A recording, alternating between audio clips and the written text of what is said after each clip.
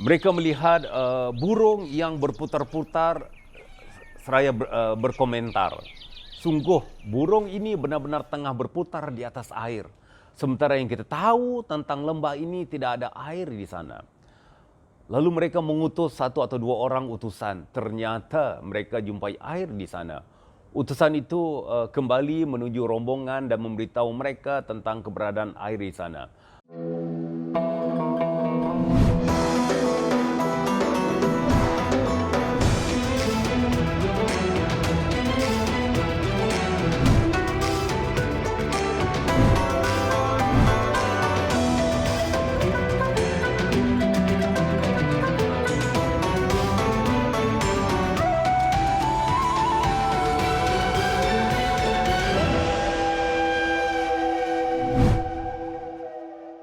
Assalamualaikum teman-teman dan sahabat-sahabat sekalian. Seperti dijanjikan, kita bertemu kembali dan kali ini saya akan meneruskan siri inspirasi ini dengan topik tukar dan pertahankan palang pintu, iaitu masih dengan kisah keluarga Nabi Ibrahim alaihissalam. Sebenarnya tempat yang menjadi Baitullah tersebut menonjol lebih tinggi dari tanah di sekitarnya seperti bukit. Aliran air datang melewatinya dan menghanyutkan apa-apa yang ada di kanan kirinya. Demikianlah keadaannya hingga ada sekelompok orang atau sekeluarga dari Jurhum yang datang dari jalan Qada. Mereka turun di lembah bawah Makkah. Mereka mendatanginya sementara ibu Ismail ada di sisi air tersebut. Dan mereka berkata, "Apakah engkau mengizinkan kami untuk singgah di tempatmu ini?" Hajar pun menjawab, "Ya, akan tetapi kalian tidak punya hak atas air ini." Mereka membalasnya, "Ya." Jadi dari Ibnu Abbas berkata, Nabi Muhammad SAW bersabda, permintaan izin orang Jurhum itu mendapat restu dari ibu Ismail kerana dia senang dan tidak merasa sepi. Jadi mereka pun turun dan bertempat tinggallah di sana. Dan mengirimkan utusan kepada keluarga mereka sehingga mereka pun turut tinggal di sana. Jadi akhirnya Bapak Ibu ada beberapa keluarga dari kalangan Jurhum yang membuat rumah di sana. Sementara Nabi Ismail terus tumbuh menjadi seorang pemuda dan mempelajari bahasa Arab dari mereka ini. Ismail alaihissalam membuat kaum Jurhum terpesona dan terpukau. Ketika Ismail sudah beranjak dewasa, kaum Jurhum ini menikahkan Ismail dengan seorang wanita mereka. Saat itulah ibu Ismail telah meninggal dunia. Pasca menikah, Nabi Ibrahim alaihissalam datang. Dia hendak melihat-lihat keluarga yang ditinggalkannya, namun ia tidak berjumpa Ismail. Dia bertanya kepada isterinya tentang Ismail alaihissalam. Isteri-isterinya berkata, "Ia keluar mencari rezeki untuk kami." Kemudian Nabi Ibrahim AS bertanya tentang keadaan dan kehidupan mereka. Isteri Nabi Ismail AS menjawab, "Kami sebenarnya dalam keadaan yang tidak baik, dalam kesempitan yang susah." Ia mengeluhkannya kepada Nabi Ibrahim. Lalu Nabi Ibrahim berkata, "Bila suamimu sudah datang, sampaikan salamku kepadanya. Katakan kepadanya agar ia mengganti palang pintunya." Jadi ketika Ismail datang seolah-olah ia mendapati sesuatu. Dia bertanya, "Apakah ada seseorang yang datang kepadamu?" Istrinya pun menjawab, "Ya.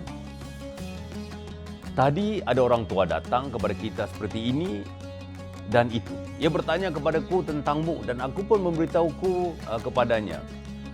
Dia bertanya kepadaku, bagaimana kehidupan kita? Jadi aku pun beritahukan kepadanya bahawa aku dalam keadaan sulit dan payah." Lalu Ismail bertanya lagi, "Apakah ia berpesan sesuatu kepadamu?" Ia menjawab, "Ya. Ia suruh aku menyampaikan salamnya kepadamu." Dia juga berkata agar Ismail menggantikan ambang pintunya. Ismail berkata, "Sebenarnya itu adalah ayahku. Ia menyuruhku untuk menceraikanmu. Pulanglah ke keluargamu."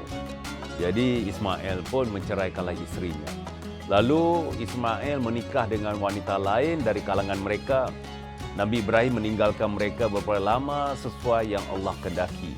Kemudian Nabi Ibrahim datang lagi setelah itu Namun ia tidak mendapati Ismail. Ia pun masuk menemui isteri Ismail.